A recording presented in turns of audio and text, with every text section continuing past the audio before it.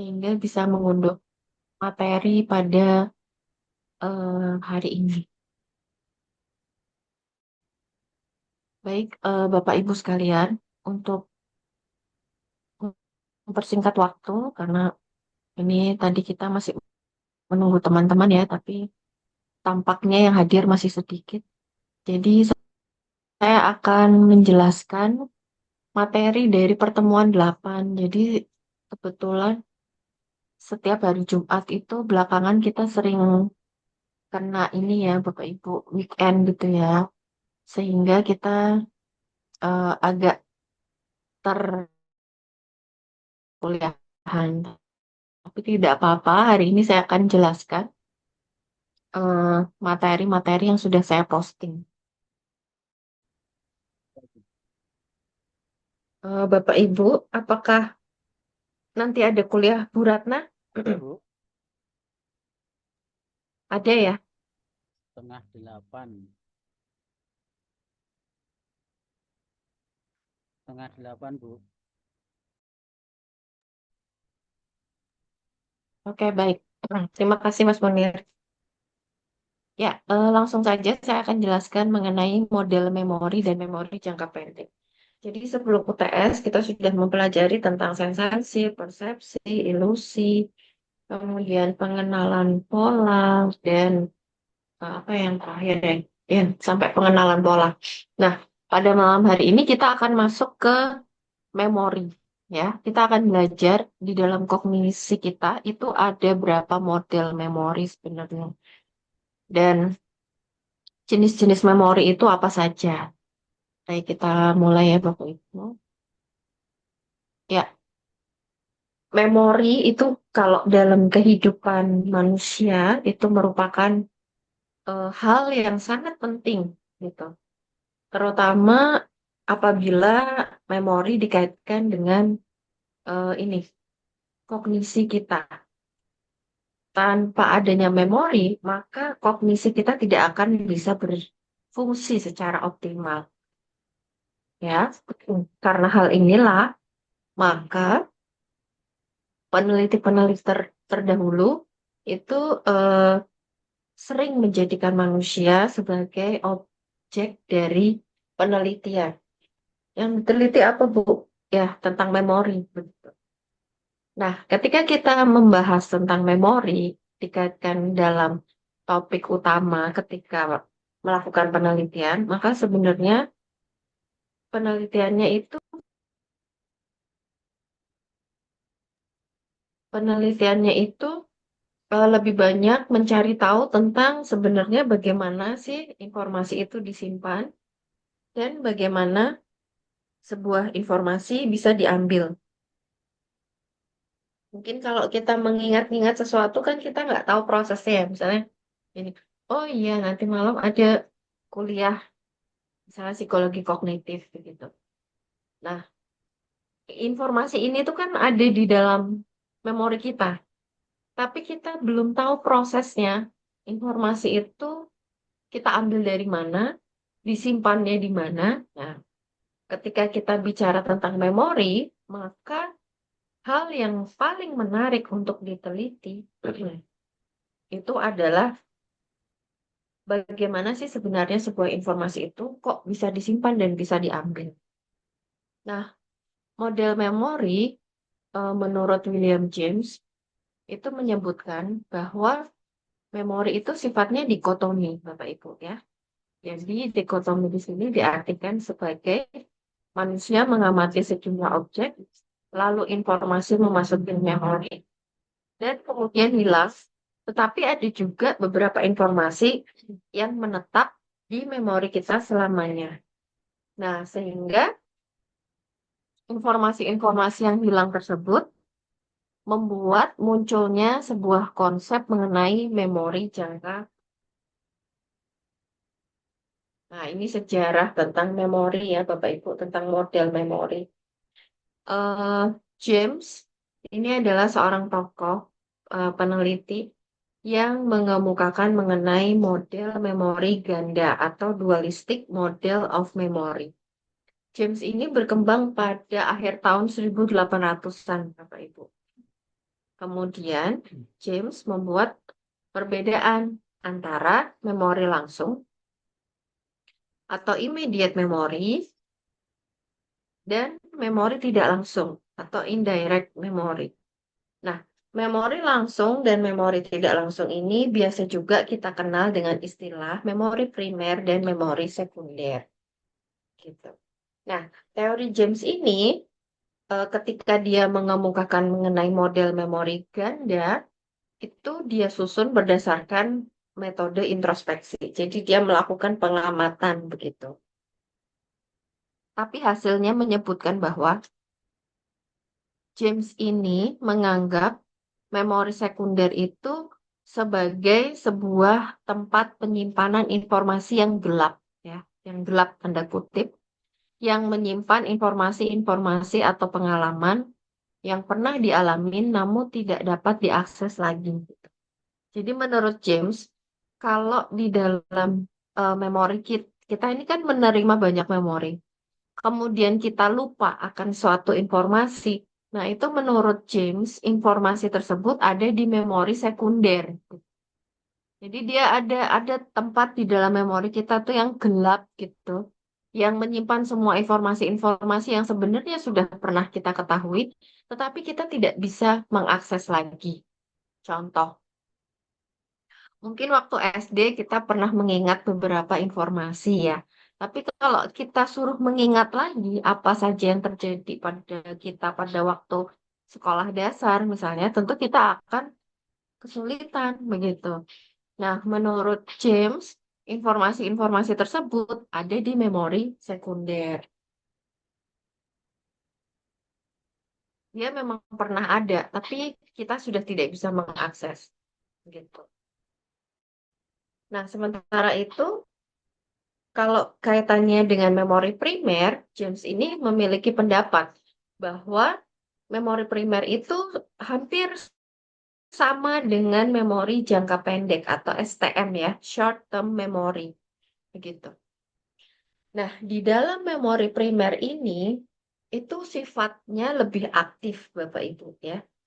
Jadi memori primer itu kalau diibaratkan satu aktif, dua tidak pernah meninggalkan kesadaran dan senantiasa menyediakan tayangan peristiwa-peristiwa yang telah dialami. Jadi kalau segala informasi yang masih kita masih ingat waktu SD ada pengalaman apa, TK ada pengalaman apa. Nah, itu informasi itu artinya ada di memori primer gitu. Ya. Ada di memori primer. Contoh, saya udah seusia segini tapi saya masih ingat saya pernah jatuh dari rak piring. Jadi gara-garanya hmm, kalau nggak salah TK itu waktu saya TK tapi belum TK sih masih masih sekolah ikut-ikutan gitu ya. Nah, saya masih ingat bahwa saya pernah jatuh dari rak piring Bapak Ibu karena ceritanya jadi ibu saya masak kemudian ada satu bumbu yang menarik perhatian saya. Waktu itu namanya garam ya Bapak Ibu. Tapi namanya anak kecil ya, saya nyoba untuk colek pakai jari terus saya jilat kan. Kok asin ya gitu. Terus saya lari ke depan mainan gitu. Terus penasaran lagi saya ke belakang. Ambil garam, dicolek lagi, terus saya main lagi keluar. Nah, yang ketiga atau keempatnya, pas saya mau colek garamnya lagi, kok udah nggak ada gitu ya. Nah, karena udah nggak ada, terus saya penasaran nih, cari kemana ya gitu. Ternyata garamnya itu ada di atas rak piring, Bapak Ibu. Nah, waktu itu kan namanya masih anak kecil, belum belum bisa memikirkan bahwa oh ini bahaya, oh ini kalau diginikan nanti akan gimana kan belum bisa ya Bapak Ibu. Jadi ceritanya saya langsung aja manjat rak piringnya. Begitu saya manjat rak piring langsung jebret, jatuh ke bawah semua. Jadi saya kejatuhan rak piring sama piring-piringnya gitu. Saya nggak tahu apa yang terjadi setelah itu, apakah piring-piring ibu saya habis atau gimana. Tapi yang jelas saya kayaknya pingsan gitu. Karena setelah itu saya bangun-bangun ada di kamar. Untungnya nggak apa-apa ya. Untungnya nggak apa-apa. Padahal kalau rak piring jatuh berarti kan kepala belakang saya kena ya gitu. Tapi alhamdulillah nggak apa-apa. Ya itulah Allah kalau apa, alhamdulillah masih dijaga gitu ya. Nah, Jadi itu tambah adalah pinter. kenapa Bu Anus? Jadi tambah pinter malah. Ya amin ya Bu. Itu kan. Nah, terus udah habis itu saya bangun lagi. Nah, itu peristiwa masih saya ingat sampai sekarang. Nah, itu selama kita masih bisa mengakses informasi-informasi tersebut, itu artinya memori tersebut ada di memori primer. Informasi tersebut ada di memori primer. Tapi kalau sudah di memori sekunder, Bapak Ibu, biasa kita namakan memori jangka panjang atau LTM gitu. Nah, ini lebih dalam lagi gitu. Kayaknya agak agak apa? Agak susah untuk diakses gitu. Nah, jadi si James ini terinspirasi gitu, terinspirasi untuk eh, mengatakan bahwa model memori itu sifatnya dualistik,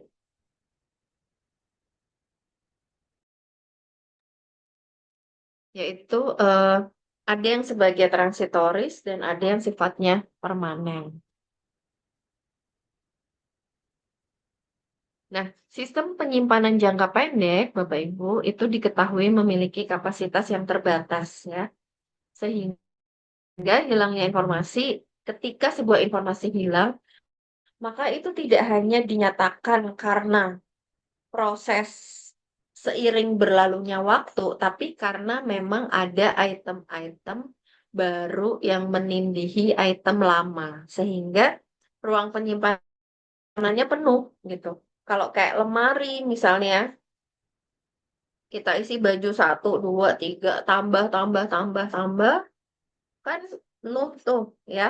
Nah, jadi diibaratkan kalau misalnya kita lupa akan sesuatu gitu, it- itu bukan karena oh waktunya udah lewat, bukan gitu.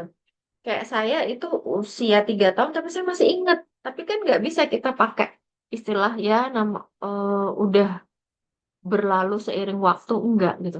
Jadi kalau misalnya kita melupakan sesuatu atau ada yang lupa itu karena ada item baru yang menindihi item lama gitu. Sehingga ruang penyimpanannya penuh sehingga kegeser, kegeser, kegeser gitu. Nah, Walk and Norman ini dia tidak berminat pada apa sih sebenarnya yang terjadi di dalam eh, STM gitu loh. Dia tidak berminat untuk meneliti gitu. Apa sih sebenarnya yang terjadi pada item-item yang nggak diingat itu gitu loh. Tetapi lebih ke eh saya ini bukan lebih ke tapi eh, oh maaf maaf. Walk and Norman ini berminat pada apa yang terjadi pada item yang tidak diingat. Jadi dia sangat ingin mencari tahu lah terus itemnya tuh kemana gitu. Apakah memudar atau kita sebut sebagai decay eh, atau karena memang digantikan oleh informasi yang baru. Oh iya, Pak Umar, monggo. Ibu mohon izin eh, jadi menyela pada saat Ibu memberikan materi karena Ya, takutnya nanti terlewat gitu ya Bu. ya. Saya ingin memperminta informasi yang lebih dari menindih dari apa ya pengalaman yang sebelumnya. Jadi kalau diibaratkan kejadian yang Ibu sampaikan tadi kayak kelas umur 3 tahun gitu ya. Misalnya ada kejadian ketimpa lemari tadi ya, lemari apa gitu ya. Rak Nah, piring, Pak. kemudian Rak oh, piring. rak piring Iya. ya, rak piring. Tapi kok masih ingat sampai Iya. sekarang gitu ya, Bu. Oh, kok bisa kayak gitu gitu. Tapi berarti itu memori primer ya.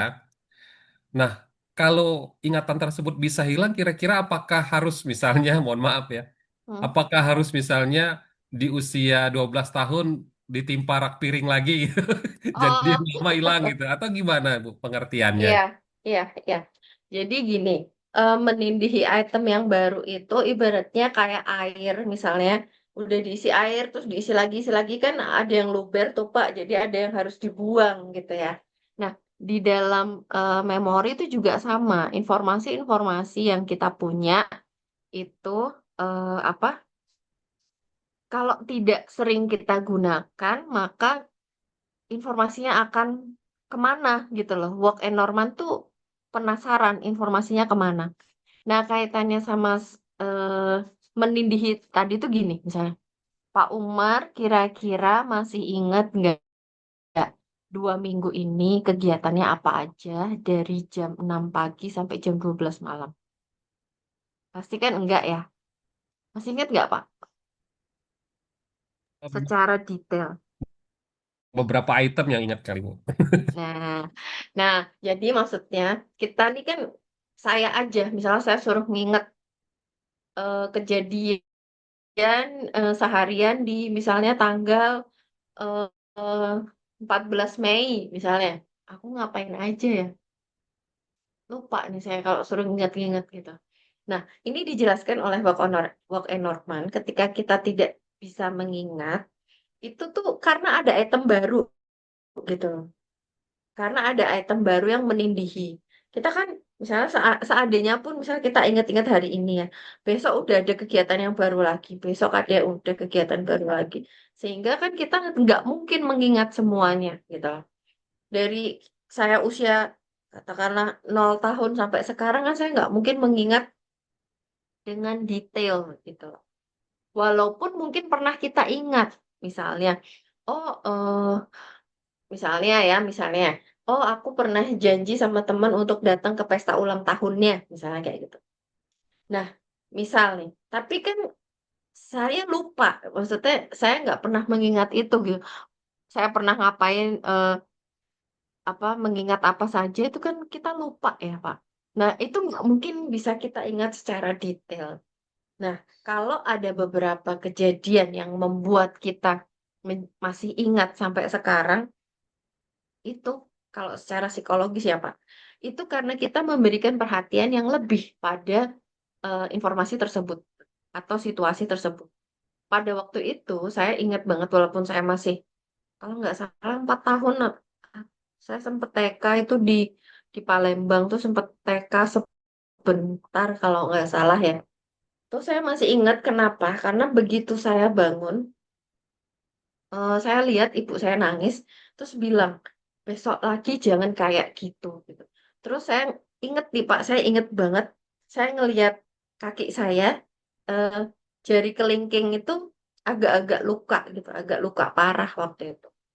Nah, saya kita kan nggak bisa menentukan ya mana situasi yang akan kita ingat selamanya. Saya juga baru tahunya. Oh, ternyata ketika kita bisa mengingat peristiwa di ini tuh karena ini. Nah, itu saya juga baru tahunya setelah kuliah psikologi kognitif. Nah, itu pada waktu itu saya memang memberi perhatian khusus. Jadi benar-benar walaupun saya masih kecil tuh saya ingat-ingat bener. Oh, aku nggak boleh kayak gitu lagi ya. Aku nggak boleh manjat-manjat sembarangan ya gitu. Karena itu bahaya. Nah, seiring berlalunya waktu ternyata saya masih mengingat informasi tersebut. Kalau kita terjemahkan, kenapa kok ibu bisa ingat peristiwa yang itu, sementara yang lain-lainnya enggak detail, mungkin kan pasti kita punya pengalaman masa kecil yang banyak gitu ya. Kenapa? Ya, jawabannya adalah karena pada waktu itu kita memberikan perhatian yang lebih, udah kita udah pernah belajar atensi ya Pak ya, perhatian yang lebih tentang informasi tersebut gitu loh. Dan itu saya ulang-ulang maksudnya oh aku nggak boleh gitu jadi saya kalau lihat rak piring tuh nginget bener oh jangan sampai aku manjat lagi ke sana gitu nah itu Pak jadi ini kembali lagi ke tadi yang disampaikan oleh Walk and Norman ya jadi ketika kita eh, tidak bisa mengingat item-item yang tertindih itu tadi itu apakah memudar atau digantikan oleh informasi yang baru gitu loh. Nah, kalau Work and Norman ini dia masih bertanya-tanya gitu. Tapi di Atkinson dan Sifrin itu kalau nggak salah dia menyatakan bahwa ketika nanti kita akan belajar tentang lupa ya Bapak Ibu. Nanti kita akan belajar tentang lupa. Kenapa sih kok kita bisa lupa akan sesuatu? Tapi kita belum sampai ke sana. Jadi ini izin saya jelaskan dulu apa Saya jelaskan dulu untuk memorinya dulu. Nanti kita akan sampai ke sana ya, Pak Umar. Baik, Bu. Soalnya ada bagian yang terpotong kalau tiba-tiba saya ke ini konsep lupa, nanti ininya kelewat gitu. Nah, ini sejarahnya dulu ya. Lalu ada Atkinson dan Shiffrin. Atkinson dan Shiffrin ini dia sama. Konsep teorinya adalah punya konsep dualistik ya. Walk and Norman juga. Perbedaannya, Atkinson ini lebih menalilkan lebih banyak subsistem di dalam STM dan LTM.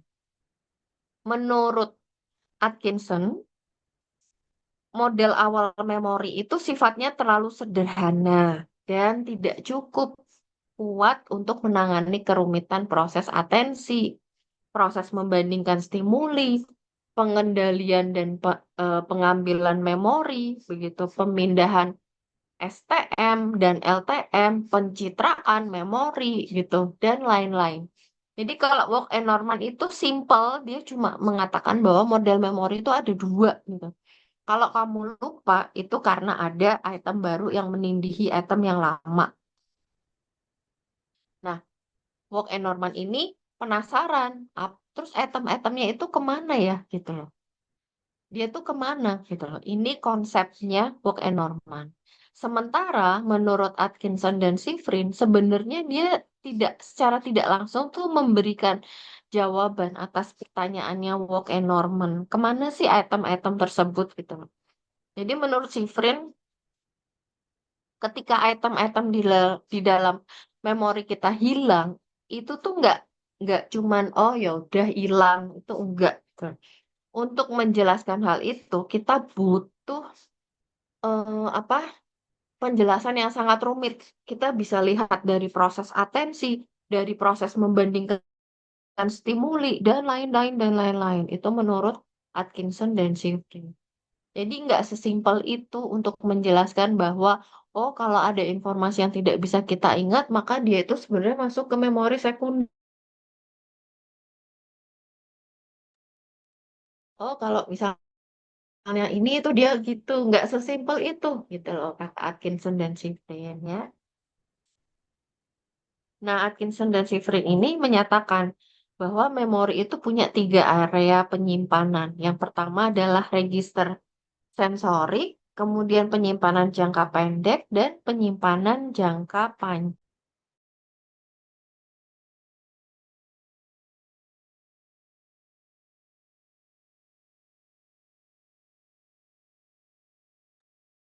Kemudian Atkinson dan Shiffrin ini juga mengemukakan sebuah pendapat ya Bapak Ibu, bahwa eh, ada perbedaan penting antara konsep memori dan konsep penyimpanan memori. Jadi memori ini masih harus kita bagi lagi gitu loh menurut Atkinson.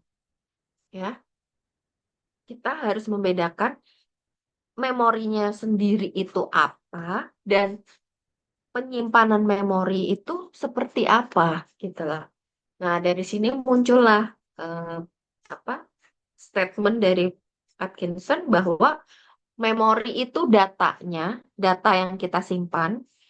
Sedangkan kalau kita bicara tentang penyimpanan itu mengacu pada komponen struktural gitu.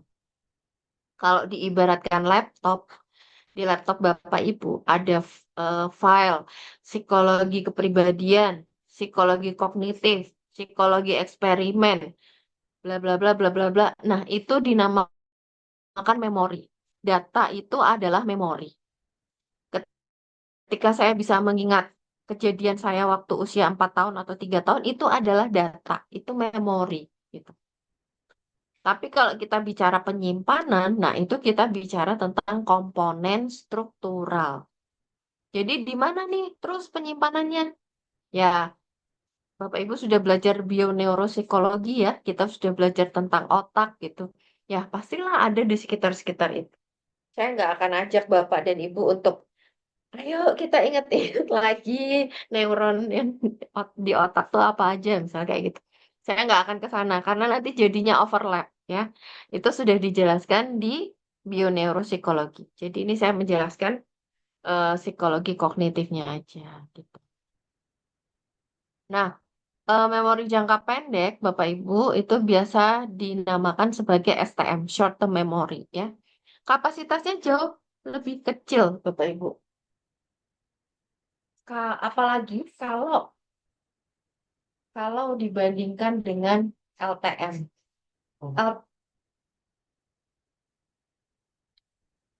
LTM itu kalau kita hitung secara kapasitas penyimpanan, dia lebih besar daripada STM.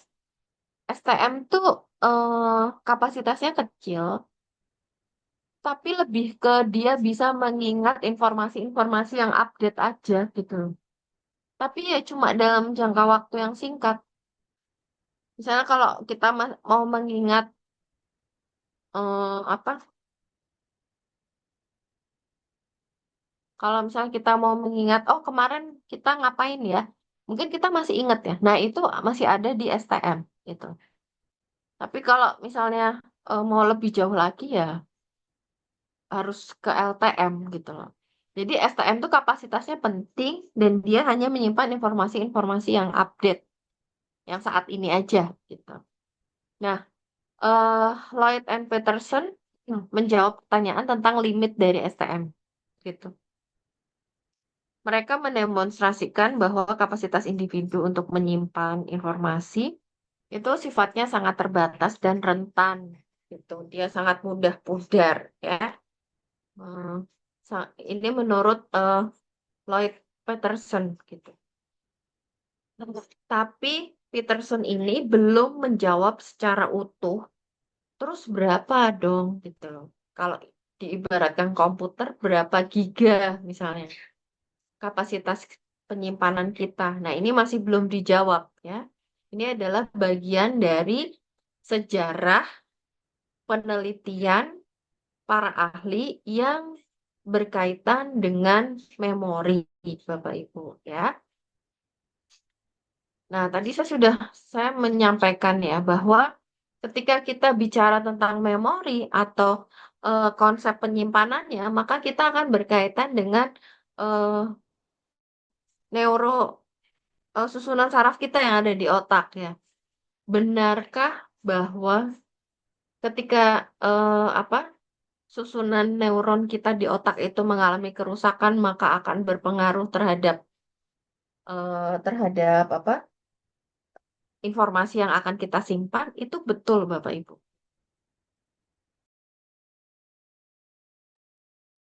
Jadi, kalau misalnya terjadi kerusakan pada bagian otak kita, maka kita juga akan mengalami kesulitan dalam mengingat sesuatu. Karena ada penelitian yang menyebutkan bahwa penemuan neurofisiologis itu menunjukkan bahwa kedua penyimpanan memori itu memiliki letak tertentu dalam struktur manusia. Jadi, belum bisa lagi ya. Makanya kalau kita belum bisa lagi ya Bapak Ibu, misalnya mau operasi kepala atau apa tuh kita harus mikir benar-benar Bapak Ibu. Kenapa? Karena kan ini susunan sarafnya itu sangat kecil-kecil gitu. Kalau ada apa-apa sedikit aja, itu akan berpengaruh terhadap kehidupan kita. Bu, benarkah itu benar? Ini ada sebuah studi neurofisiologis, ya. Itu ceritanya gini Bapak Ibu. Jadi ada seorang pasien namanya HM, ya. Dia waktu itu diteliti oleh Brendan Miller. Nah, si HM ini adalah seorang penderita epilepsi, gitu. Nah, untuk mengatasi penyakit epilepsinya itu, dokter melakukan operasi di bagian lobus temporal. Jadi lobus temporalnya itu dilakukan pemotongan, Bapak Ibu. Nah, pada waktu itu termasuk hipokampusnya itu juga dipotong, gitu. Karena itu merupakan prosedur medis untuk mengurangi gejala epilepsinya, gitu. Ya. Nah, ternyata Bapak Ibu, setelah dilakukan operasi, lobus temporalnya dipotong, lalu hipokampusnya juga dipotong, itu HM ini mengalami kesulitan dalam mengingat. Jadi, pada waktu itu dia operasi di usia 29 tahun dan kehidupannya berhenti di usia 29 tahun. Jadi dia hanya bisa mengingat memori dari 0 sampai 29 tahun. 0 sampai 29 tahun. Selesai di situ. Ketika habis operasi Bapak Ibu, dia sudah tidak bisa mengingat apa-apa. Gitu. Misalnya, oh ketemu nih, misalnya, kenalan nih ya, Pak Umar kenalan nih sama Pak HM. Assalamualaikum, saya Umar. Oh ya saya HM gitu. Udah ngobrol. Bisa besok ketemu lagi. HM ini nggak ingat apa-apa. Jadi setiap hari dia kayak orang yang baru. Nggak ada yang dia ingat dalam kehidupannya. Dia nggak ingat kemarin tuh ngapain aja tuh sama sekali nggak ingat gitu. Jadi hilang aja informasinya. Nah, itu kenapa? Karena ada pemotongan di lobus temporal dan hipokampusnya, Bapak Ibu. Gitu. Sehingga mempengaruhi kemampuan mengingat. Jadi ketika udah selesai ya udah. Nah, bayangin kalau nah udah misalnya kita hidup dalam posisi yang baru terus gitu. Nah, jadi kasusnya HM ini sedikit banyak menjelaskan Bapak Ibu bahwa apa? Bahwa eh, dukungan dari neuroscience kognitif itu sangat penting. Kalau makanya kalau misalnya kita belum Zalik mengalami sesuatu di dalam kepala kita atau otak kita, maka itu pasti akan berpengaruh terhadap memori kita. Gitu. Nah, nah ini ada sebuah apa quote ya Bapak Ibu. Memori itu kalau diibaratkan dia adalah lemari kaca, tempat khayalan disimpan, lalu peti harta, tempat logika dijaga, pintu tempat kesadaran masuk, dan sekaligus dewan penasihat bagi pikiran kita. Ini menurut Basil, bahwa memori itu ya memang sesuatu yang kan diibaratkan lemari kaca ya, gitu. Jadi emang nggak boleh rusak gitu loh. Kalau misalnya kita beli laptop, kalau udah kena hard disknya, udah nggak bisa apa-apa, harus ganti baru. Nah, diibaratkan seperti itu, memori kita tuh sama gitu, sangat fragile gitu loh, sehingga kita harus betul-betul menjaga.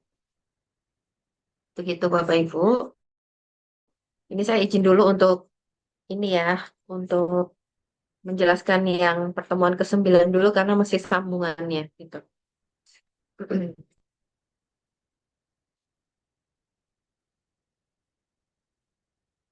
Nah, ini yang kedua Bapak Ibu ya. Model memori dan memori jangka pendek yang bagian kedua. Model memori kerja. Nah, tadi sudah dijelaskan sejarah penelitian tentang memori ya. Walk and Norman punya konsep sendiri tentang memori itu apa. Atkinson dan Shiffrin juga Peterson gitu.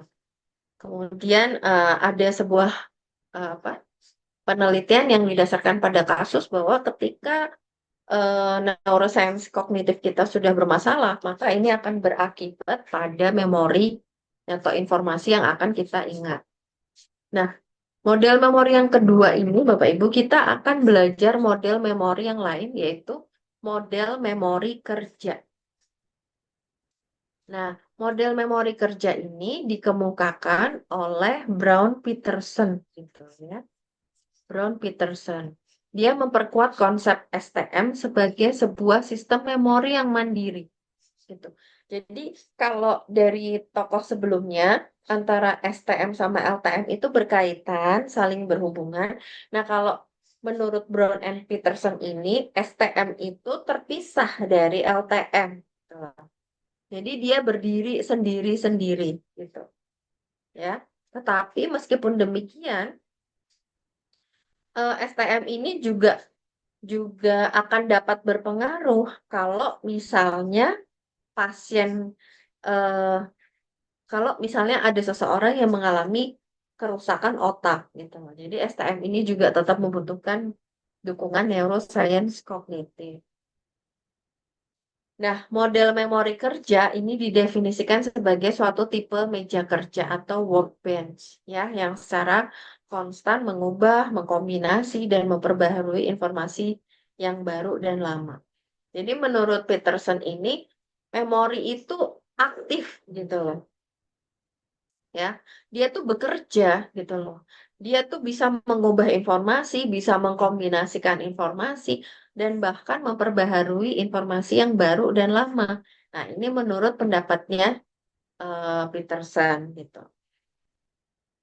Lalu Peterson ini karena dia sudah menyampaikan memori kerja, dia menyanggah pandangan bahwa STM itu sebenarnya cuma kayak kotak aja kok gitu. Kotak di kepala.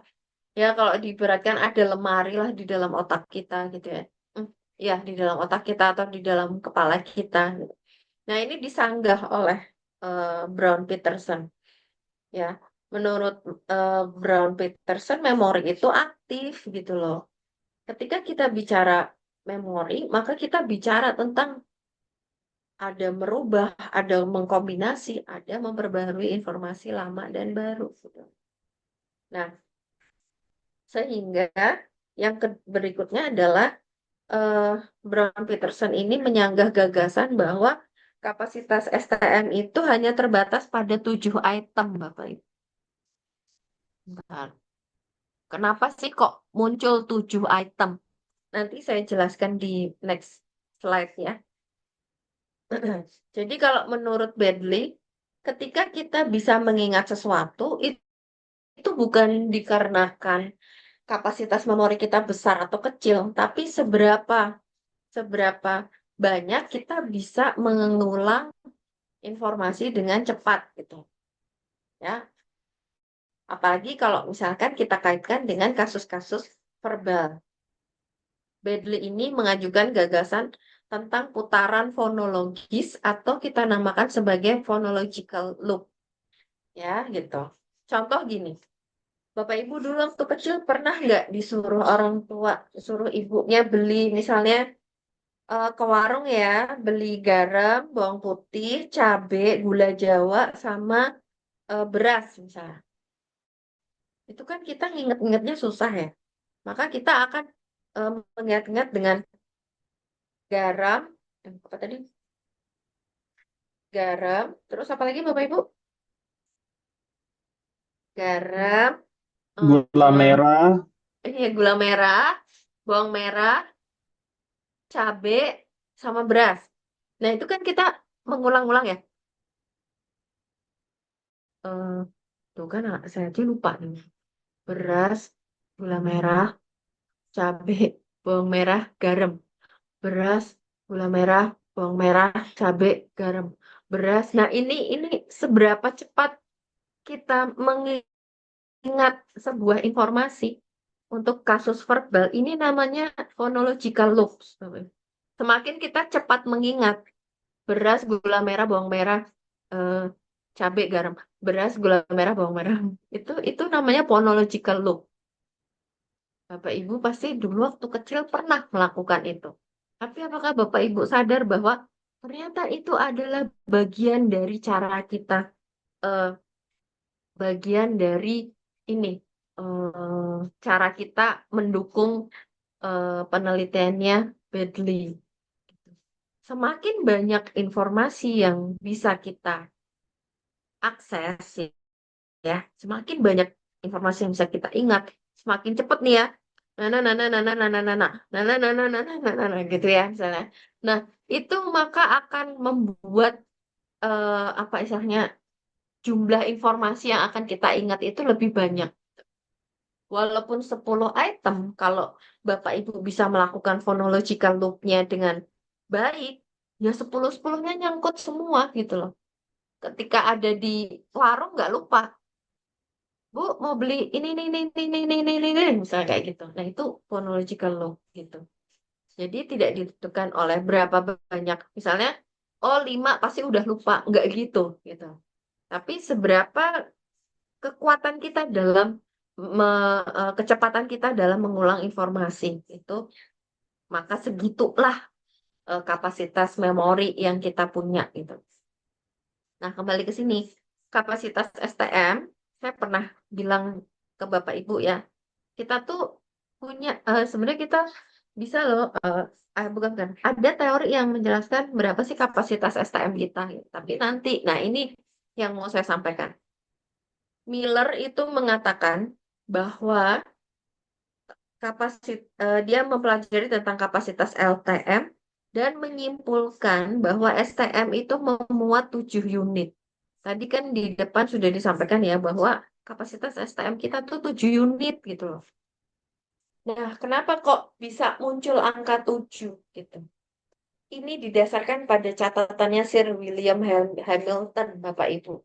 Jadi beliau ini mengatakan, jika Anda melemparkan segenggam kelereng ke lantai, kita tuh paling hanya bisa mengamati secara sekaligus ya, Bapak Ibu.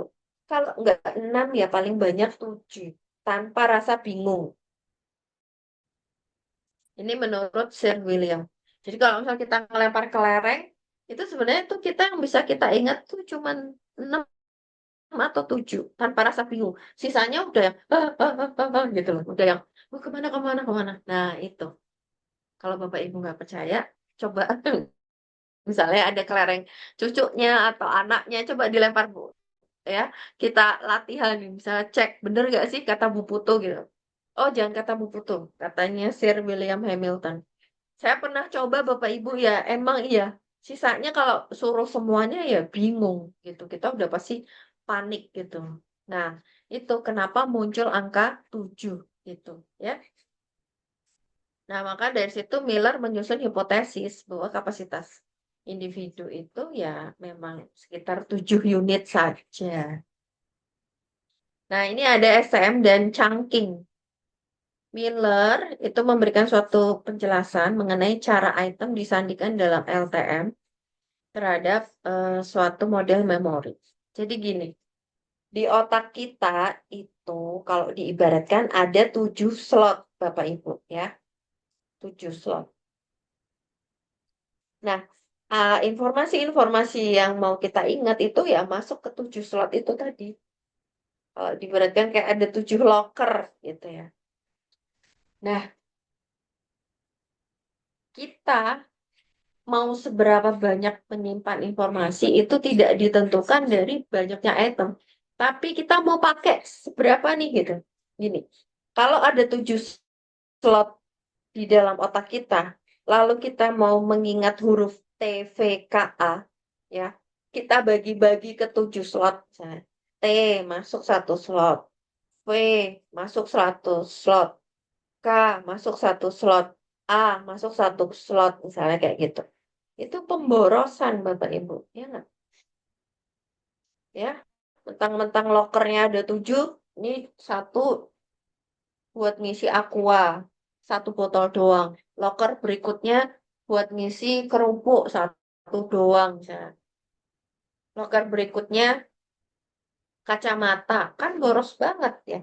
Nah, kalau diibaratkan kapasitas memori kita tuh juga boros banget lah kalau cuman TVKA kita taruh di 1 slot, 1 slot, 1 slot.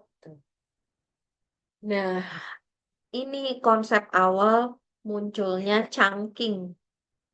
Chunking itu adalah bagaimana kita membuat huruf-huruf tersebut itu membentuk satu kata.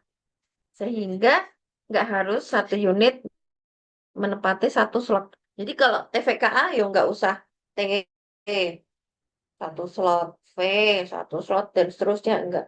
Ya udah TVKA masukin 1 slot gitu. Ya, itu yang dinamakan chunking gitu. Jadi kita chunking ini adalah mengubah huruf-huruf itu menjadi suatu kata yang bermakna. TVKA, udah masukin dulu. Oke. Nanti ada lagi penjelasan di belakang. Oke, ini sudah ya. Proses chunking itu adalah proses di mana kita bisa menyimpan sejumlah besar informasi tanpa mengalami bottleneck. Bottleneck itu kemacetan gitu ya. ya. Sama kayak tadi phonological loop. Jadi semakin kita banyak nah itu phonological loop. Kalau ini chunking itu adalah ketika kita bisa mengingat sebuah informasi tanpa mengalami kemacetan itu juga merupakan salah satu proses chunking namanya Bapak Ibu.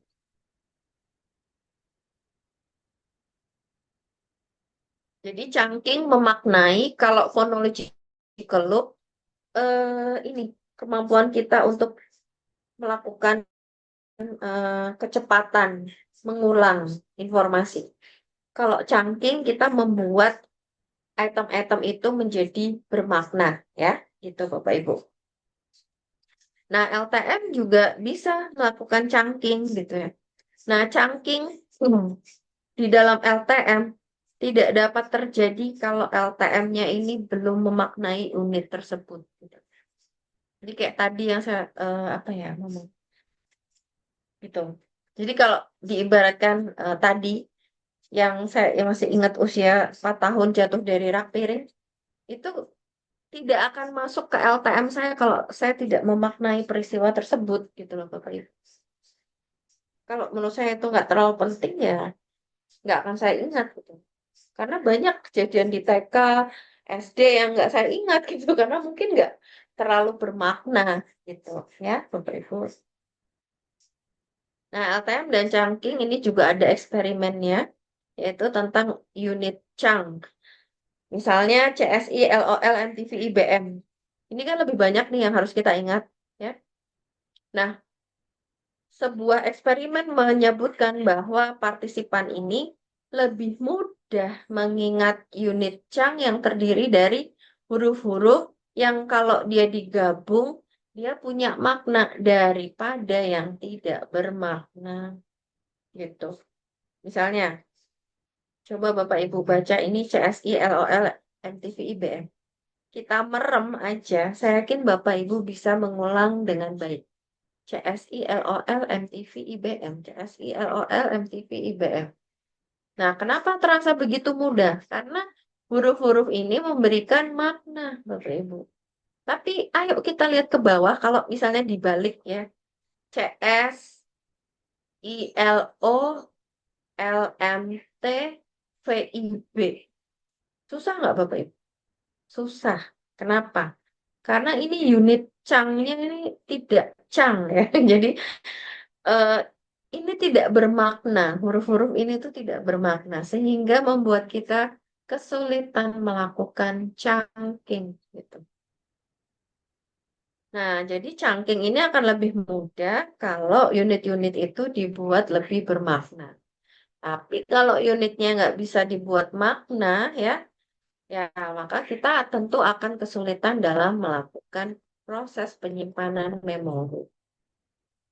Nah, di dalam informasi itu kita akan menyimpan semua informasi tapi dengan sandi-sandi tertentu ya Pak Ivi. Ada auditorik, visual, dan semantik gitu. Tergantung pada jenis informasi atau tugas yang dialami oleh seseorang. STM bisa kita sandikan secara semantik, terutama pada objek-objek yang bisa kita beri makna. Contohnya, oh bukan contohnya, ini ada penyandian ya. Yang pertama adalah sandi auditorik. Nah, STM beroperasi menggunakan sandi auditorik, bahkan sekalipun sandi tersebut dihasilkan dari stimulus visual.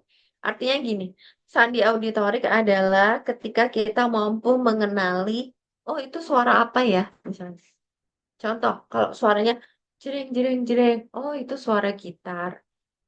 Kalau dung dung dung dung, jreng misalnya, oh itu suara drum. Nah, itu sandi auditorik, Bapak Ibu. Jadi kita menyimpan informasi berdasarkan apa yang kita dengar. Bahkan kalau misalnya tukang siomay kita lewat aja kita tahu karena kita tahu pola bunyinya tok tok tok tok tok. Oh, itu siomay misalnya. Kayak gitu. Itu sandi auditorik ya. Jadi begitu luasnya cara kita dalam menyimpan informasi Bapak Ibu. Nah, itu hebatnya kalau kita eh, telisik-telisik, analisa lebih jauh, kok bisa ya, itulah kebesaran Allah ya, Bapak Ibu gitu. Lalu sandi visual ini di mana kita bisa menyandikan informasi menggunakan sandi visual. Misalnya, oh ini pulpen, oh ini kacamata, oh ini jam tangan, itu sandi visual. Jadi kita nggak perlu menghafalkan misalnya. Oh, kalau jam tangan itu bentuknya bulat, terus ada talinya, ada jarumnya. Oh, ini baru dinamakan jam tangan, misalnya kayak gitu. Nggak serepot itu hidup kita. Makanya Allah tuh maha besar ya, Bapak Ibu. Jadi kita, udah tahu, oh ini laptop, oh ini kacamata. Nah, itu sandi visual, Bapak. Jadi kalau misalnya kita minta tolong, misalnya, tolong ambilkan kacamata saya. Jadi nggak akan kacamata adalah kita kan nggak perlu ya repot-repot. Kacamata adalah sebuah bingkai yang ada kacanya. Pasti karena matanya dua berarti ada dua gitu. Nggak serepot itu. Nah itu sandi visual, Bapak. Jadi kita bisa menyimpan informasi apa saja yang kita lihat tanpa harus repot-repot ngapalin ini apa toh, ini apa toh, ini apa toh gitu ya. Dan ada juga sandi semantik, Bapak Ibu. Ya, sandi semantik ini adalah sandi yang berhubungan dengan makna. Nah, misalnya gini, ada sebuah eksperimen gitu. Ada peserta yang diminta untuk mengingat daftar kata gitu yang berada dalam kategori sama, yaitu buah-buahan. Kalau buah-buahan apa? Misalnya pisang, pepaya, jeruk gitu. Tapi ketika di dalam daftar kata tersebut ada yang tidak sama, misalnya pepaya, kucing, jeruk. Nah, itu kan sudah berbeda. Nah, ini akan mengakibatkan kita kesulitan dalam melakukan pemaknaan gitu. Nah, makanya ini dinamakan sandi semantik. Jadi kalau kita suruh nyebutin nama-nama hewan, ya udah sebutin dan gak akan kesebut pisang misalnya. Sebutin misalnya kucing, burung, harimau misalnya. Ya, kita akan paham. Nggak akan kucing, burung, jeruk misalnya. Nggak ada. Kenapa? Karena itu berbeda kategori. Tidak bisa dimaknakan. Oh ya, Bapak Ibu. Nah, itu untuk penjelasan model memori 2. Silakan, apakah Bapak Ibu ada yang ingin ditanyakan?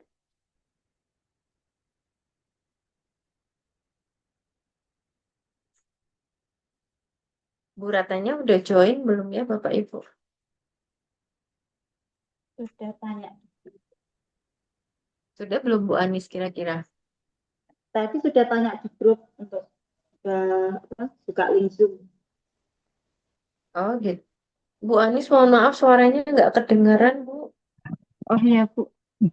Ini tadi di grup saya lihat Bu Ratna sudah ini apa nanya untuk link Zoom-nya udah dibuka atau belum? Oh iya ya, oke. Ya udah Bapak Ibu, 2 materi dulu nggak apa-apa. Nanti kita ketemu lagi ya. Minta waktunya supaya saya nggak hutang penjelasan sama Bapak Ibu. Boleh? Insya Allah boleh Bu. Kalau saya Ya, boleh. boleh Bu. Ya, baik. Apa? Untuk sementara kita ini sudah dulu.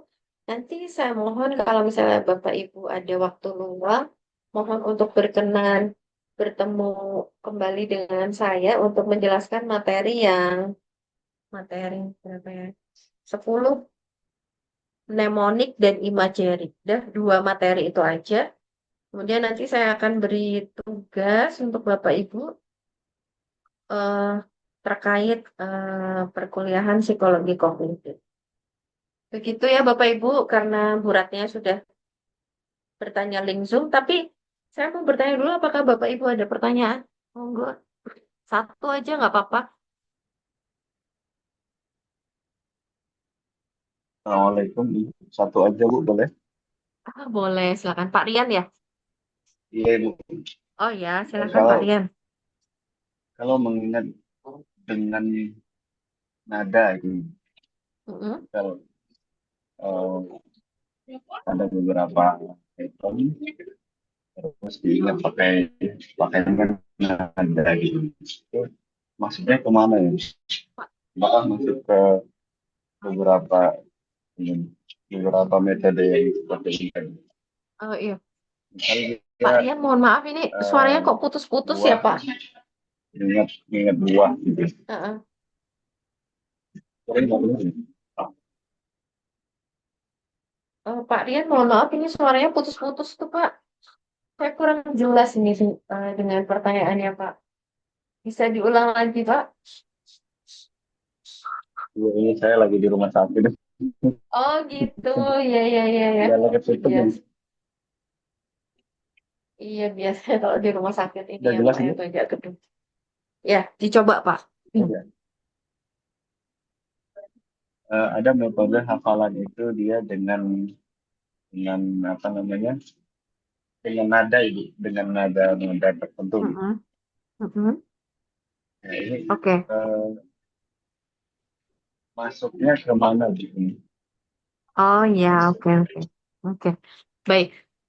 Kalau hafalan itu masuknya kemana, Bu? Apakah itu eh, apakah sandi auditorik atau apa ya gitu? Kalau Iya, hafalan kemampuan, menggunakan nada nada tertentu. iya ya, nada. Apakah itu masuknya kemana gitu ya? Iya Pak ya. Halo. Oke, Pak Rian, saya akan coba jawab. Mungkin Bapak terkendala jaringan, tapi nggak apa-apa. Mungkin nanti Bapak Ibu bisa mendengarkan dan bisa membantu untuk disampaikan ke Pak Rian. Jadi gini Bapak Ibu, kalau misalnya menghafal dengan apa hafalan kan ada nadanya itu ya, itu masuknya di mana gitu. Kalau nadanya jelas kita pakainya ke sandi auditorik. Tapi kalau seberapa banyak yang bisa kita hafal, nah ini kembali ke itu tadi slot slot kapasitas STM dan LTM. Tentunya kalau hafalan ini sifatnya jangka panjang ya. Jadi kita pakai LTM lah ya gitu. Tapi cangkingnya ini adalah ketika kalau cangking saya rasa nggak pas, tapi lebih ke ini phonological loop-nya gitu. Kalau menghafal itu kan kita cenderung mengingat eh, apa apa ya huruf-huruf yang ada di apa di Al-Qur'annya itu seperti apa gitu kan kita mengingat. Nah, itu lebih ke phonological loop sih gitu. Misalnya gini, mohon maaf ini ya, mohon maaf ini saya cuma menyontohkan. Misalnya saya mau menghafal surat eh, Al-Ikhlas misalnya. Bismillahirrahmanirrahim. Kalau buat Allah, somatlah, milik, bola, milik, aku lakukan. Misalnya kayak gitu. Nah, itu phonological loop, Bapak Ibu. Phonological loop. Jadi semakin cepat kita bisa mengingat, maka kita akan cenderung mengingat gitu. Bismillahirrahmanirrahim. Alhamdulillahirrahmanirrahim. Maliki yaumiddin. Ya karena, nah itu kita phonological loop. Seberapa banyak kita melakukan kecepatan dalam pengulangan, itu phonological loop. Tapi kalau masalah nada, misalnya Bismillahirrahmanirrahim, misalnya dan seterusnya, nah itu masuknya ke sandi auditorik gitu. Misalnya, oh ini nadanya harus begini. Nah, itu kan kita mendengarkan ya. Kita mendengarkan. Nah, itu masuknya ke sandi auditorik. Oh, ini nadanya gini. Lantunannya nanti begini, begini. Itu kita menghayati. Bu, apakah memori kita bekerja? Maksudnya sistem-sistem yang ada di memori kita bekerja? Ya, bekerja juga. Tapi gimana ya ngejelasinnya? Jadi, eh dengan melakukan penyandian, kita tuh nggak akan repot-repot yang misalnya harus ini suara gitar. Suara gitar itu kalau dipetik satu bunyinya jreng, kalau kedua jreng-jreng, atau ketiga gitu nggak seribet itu gitu loh. Tapi kita akan tahu begitu dipetik jreng, misalnya, oh itu gitar, misalnya gitu. Nah, sama kayak kayak ngaji yang pakai hafalan pakai nada. Nah, itu lebih ke menurut saya lebih ke sandi auditorik. Tapi seberapa banyak surat yang bisa kita hafal, kita bisa mengingatnya dengan cara phonological loop-nya itu. Yang penting kita ingat nih susunan kata dari kata per suratnya itu apa gitu. Gitu Pak Rian. apakah Tapi bisa terkadang ada, dipahami? ya, tapi terkadang Mm-mm. kendalanya gini, misal nih, ada seseorang menghafal dengan nada tertentu. Mm-mm. Ketika dia eh, apa namanya membaca dengan nada yang lain, bisa hilang hafalannya. Ada beberapa murid saya seperti itu. Oke. Jadi Oh dia, gitu ya Pak ya? ya, misal, Mm-mm. misalnya kalau Al-Fatihah kan, Mm-mm. Alhamdulillahirobbilalamin misalnya, dia ada Mm-mm. sudah tahu seperti itu. Nah, kalau misalnya kita kita minta jangan pakai nada, jangan pakai nada ngaji misalnya, Mm-mm. biasa aja gitu. Dia Mm-mm. bisa lupa gimana ya tadi ya. Mm-mm. Gitu. Jadi Oh maksudnya gitu. iya itu. Nah, makanya yang saya ingin Mm-mm. tanyakan itu seberapa Mm-mm. efisien sih yang ingin kita contohkan nadanya. Soalnya gini, karena kalau beberapa beberapa orang itu malah nadanya gitu, Mm-mm. bukan hafalannya. Mm-mm. Soalnya Mm-mm. kita kan mau mengeluarkan dari nadanya itu Mm-mm. gitu. Nah, menurut saya, Pak, ini harusnya konsentrasinya bukan pada nadanya, tapi pada item yang mau diingat dulu. Seharusnya kan gitu, Pak. Kalau menurut saya, berarti ini ada proses yang salah nih, gitu. Karena lebih mengingat ke nadanya dulu, bukan ke item utamanya. Nah, kalau misalnya terjadi Soalnya demikian, kan maka akan terjadi bentrok itu tadi, gitu loh, Pak. Karena hmm, misalnya anak-anak gini, gitu, anak-anak ya. misalnya gini, kita tahu lagu balonku ya. Balonku ada 5 misalnya. Tapi misalnya kita suruh ubah ke eh, lagu pakai Ada yang lain. lagu balonku, misalnya pakai eh, Indonesia Raya. Misalnya. Balonku ada Nah, itu kan kita pasti akan kesulitan ya, Pak. Ya. Pasti kan akan Betul, betul. kesulitan untuk mengingat. Nah, eh, kita pasti akan kesulitan. Karena apa? Karena kalau kita pakai nada ini, maka yang keluar tuh item ini gitu. Jadi itu kayak udah Hmm. sepaket gitu. Sehingga Hmm. kalau misalnya kita mau nggak boleh dinada, misalnya. Kalau bicaranya nggak boleh dinada, berarti ini ada kesalahan dalam mengingat prosedur mengingatnya. Menurut saya harusnya ingat-ingat dulu balonku ada 5, terus rupa-rupa warnanya. Jadi kita baca kata-katanya dulu kan, Pak. Iya. Nah, ketika balonku ada 5, nah itu kan udah paket gitu. Udah paket. Jadi, kalau misalnya kejadiannya seperti itu, maka fokusnya adalah di item yang mau diingat dulu, bukan ke nadanya dulu. Tapi kalau misalnya mungkin ada nada hafalan yang, maaf ya Bapak, misalnya kalau saya agak salah, ada yang nada A begini, nada B begini, nada C begini, maka si santrinya itu ya harus menghafal nada A sepaket, nada B sepaket, nada C sepaket, baru inget Pak. Itu kalau kita bicara hafalan yang kaitannya dengan berbagai macam nada ya Bapak gitu. Tapi kalau misalnya dari nada nggak boleh dinadain misalnya. Nah, berarti ini yang harus diingat item utamanya apa dulu, suratnya dulu gitu. Karena kalau surat udah paham, pasti akan lebih mudah mengingat nada. Begitu pula, bukan begitu pula. Jadi kayak jalurnya tuh gitu dulu gitu loh, Pak Rian. Gitu. Tapi beda kalau misalnya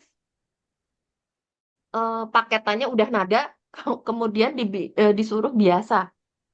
Nah, kalau disuruh biasa berarti itu item utamanya apa diinget dulu. Nah, ketika belajar nada is okay. Karena Tapi kalau anak-anak misalnya kan jadi iya, anak-anak ini mungkin di rumah itu kan ya memang kan basicnya mungkin belum bisa baca Qurannya. iya, Itu kan hafalannya kan hafalan dengar. Mungkin yang iya, Bapak. didengarnya dengan nada tertentu gitu. Iya, Pak. Jadi, Ya, apalagi anak-anak jadi ya, Pak ya. apalagi anak-anak kan Anak-anak gitu. Mm-mm. kita mengeluarkan mereka dari musik-musikan terus dan memang apa ya mengeluarkan dari musik-musikan, Hmm? nah gantinya apa gitu. Ya memang mereka dari situ, dari syair-syair seperti itu, terus ada nada-nada tertentu, dan ngajinya juga ke bawah nada kita juga kan, mungkin Iya, nggak iya. nggak nggak ini nggak mau ngelarang gitu Ibu. Karena memang Heeh. di usia ini masih ada gitu. Tapi memang harus dipisah ya Ibu ya, harus Iya, dipisah. sebaiknya gitu. Sama gini Pak, satu lagi. Kalau ngeliat kasusnya demikian, berarti kita harus perhatikan siapa dulu nih respondennya. Kalau anak-anak, kemampuan kognisinya tentu berbeda dengan misalnya kayak kita ya, atau mungkin yang usianya lebih matang, misalnya usia mahasiswa atau apa, pasti kan berbeda ya Pak Rian gitu. Kenapa? Karena kalau anak-anak itu menerima informasi,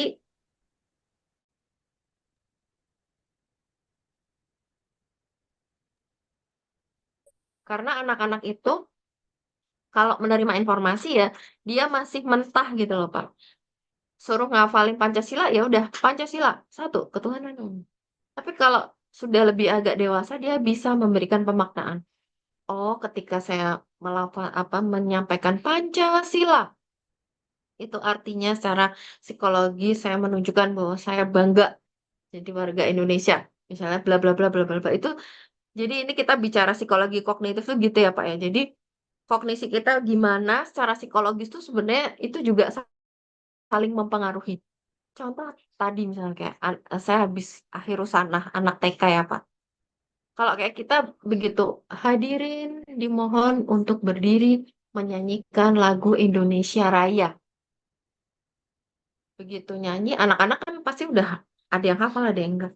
Tapi ketika orang dewasa menyanyikan lagu Indonesia Raya, maka dia akan berdiri dengan tegak, memaknai banget. Oke, ini adalah lagu kebangsaan, aku nggak boleh main-main dengan lagu kebangsaanku gitu.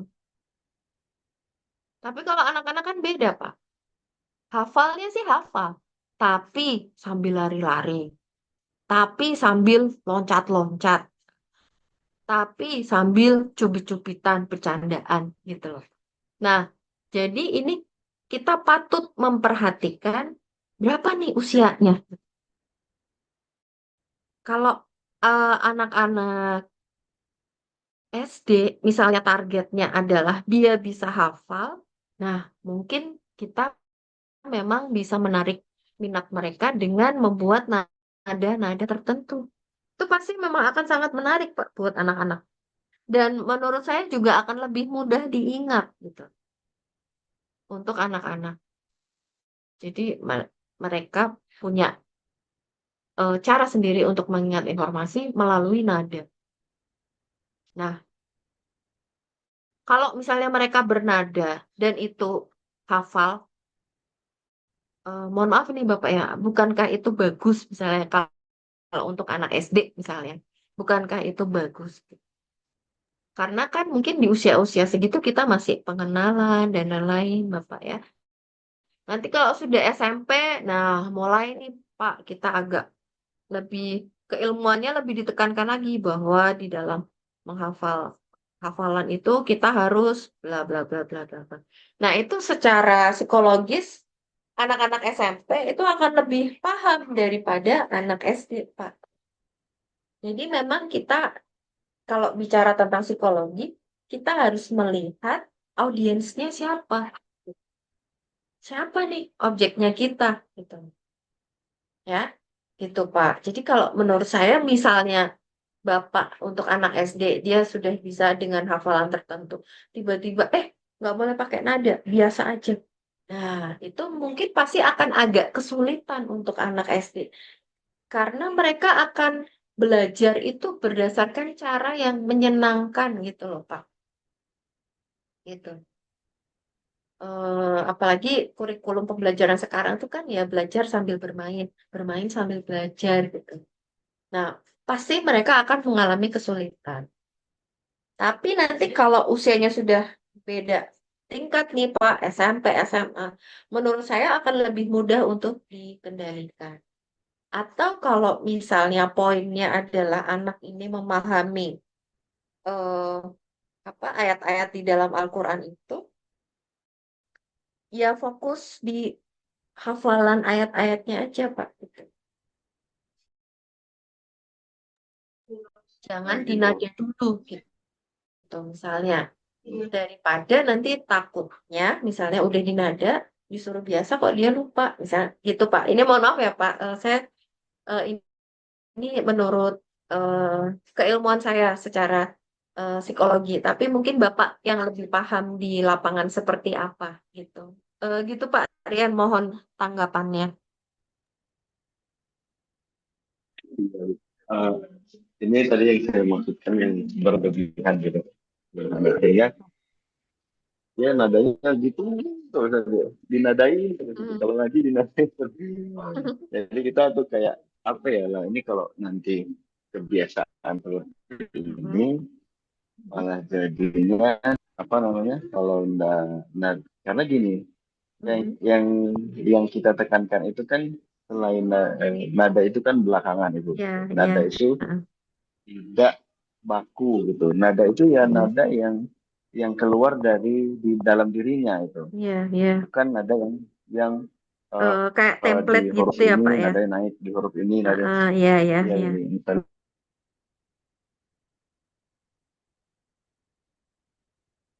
Oke. Halo?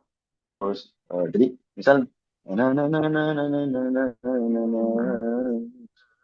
nah, itu nah dia jadi seperti itu gitu kalau nggak kayak gitu dia apa ya kalau nggak kayak gitu dia nanti jadi terbiasa yang Ya, ya, ya. kekhawatiran kita Oke, baik Bapak. jadi Mm-mm. sampai yang Baik. Kalau begitu fokusnya aja diubah, Pak. Kalau misalnya, seterusnya jadi ini kasusnya kayaknya gini ya, anak-anak datang ke Bapak, mereka mengaji sudah dengan nada tertentu gitu ya.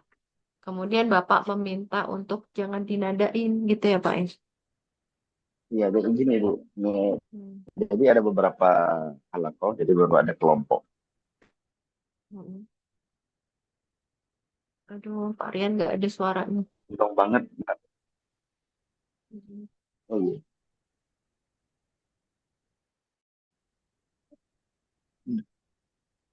bentar Ya, itu Pak Rian nggak ada suaranya. Putus-putus, Bapak. Halo? halo ya udah Iya, ini, kedengaran Bu ya ini kedengaran. Tadi iya putus-putus, Pak. Mohon maaf. Heeh. Jadi ada beberapa kelompok belajar ya ada di sekolah gitu kan. Ya, jadi ada guru yang menyampaikan itu ada satu anak yang eh, nadanya condong sekali. Ya. Dia sampai apa namanya kalau orang itu kan sampai kenceng terus dengan nada tertentu gitu. Mm. Nah, dan nada itu dan kalau misalnya kita gini, misalnya dia eh, eh, saya boleh contohin nggak oke ya teman-teman bosen nggak ya? Mungkin Bapak mau Nggak. nggak, monggo. Hmm.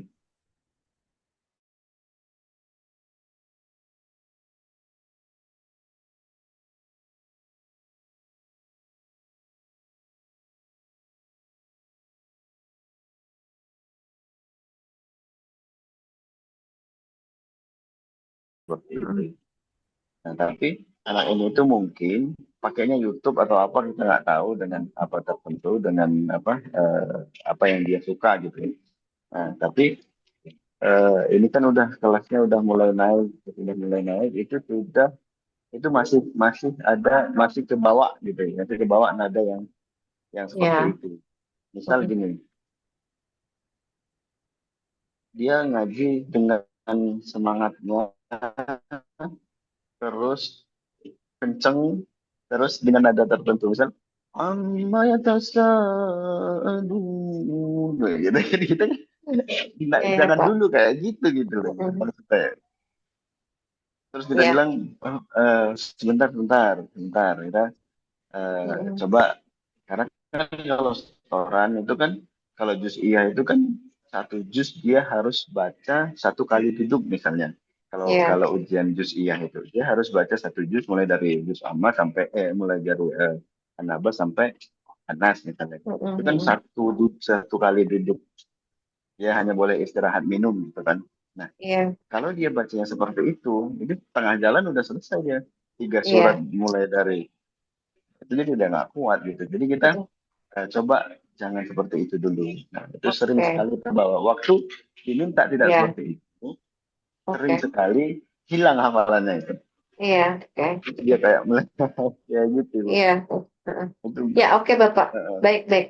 Jadi saya rasa berarti sesuai ya Pak dengan jawaban saya yang tadi. ya, Jadi kalau begitu ya sesuai fokusnya dengan adalah aman. pada item materinya apa sih yang mau diingat? Fokus ke situnya dulu Bapak. Karena sebetulnya hafalan itu kan jadi apa ya? Kalau saya simpulkan itu lebih ke cara yang membuat kita lebih efektif lagi gitu ya setelah kita hafal akan satu surat misalnya seperti itu. Ya, jadi nanti fokusnya itu Pak ke item utamanya dulu. Mungkin guru-gurunya bisa dikasih tahu dulu supaya oke ini kita harus fokus dulu ya, mana yang mau kita tekankan ke anak-anak, mana yang harus diingat gitu. Begitu Pak Rian. Baik, Ibu. Iya. Terima kasih Pak Rian untuk Terima kasih. pertanyaannya. Sama-sama. Iya. Baik Bapak Ibu, sudah jam 8. Ini saya rasa Bu Ratna mungkin sudah menunggu. Saya boleh izin pamit dulu? Boleh Ibu. Ya, baik Bapak Ibu sekalian. Saya mohon izin pamit karena ini sudah masuk perkuliahannya Bu Ratna. Sekali lagi saya mohon maaf apabila ada kata-kata atau penjelasan saya yang kurang berkenan. Tapi kalau misalnya Bapak Ibu masih ada yang ingin ditanyakan, bisa ditanyakan di grup WA gitu. Semoga apa yang saya sampaikan bisa sedikit banyak dipahami oleh Bapak Ibu dan terima kasih untuk kehadirannya pada malam hari ini. Terima kasih. Sekian, ya.